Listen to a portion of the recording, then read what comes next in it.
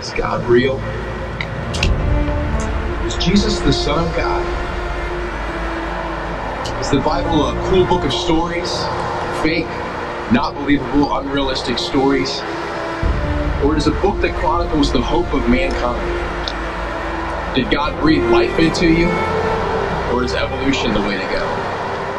Is any of this real? Is this man's search for God? Does man need fulfillment that much that he would create all of this? That thousands and millions and billions of people over time would believe a lie simply because they're so desperate for fulfillment inside? Or is the lie the exact opposite?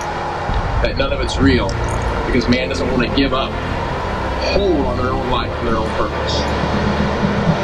In March, we're going to go through a series on apologetics. I want to share my story a little bit during that series, how I, as a 17-year-old who grew up in church his whole life, was a complete atheist. I convinced myself that there was no God, the Bible was a book of stories, and I was going to tell my parents just that, but before I did, I knew they would have a strong rebuttal, so I did as much research as possible. When my parents came back at me and said, no, God is real, I wanted to be able to overwhelm them with stats and figures and facts and all this different science I could throw back at them and say, here's all the reasons that God doesn't exist. When I dive into something passionately, I dive in head first.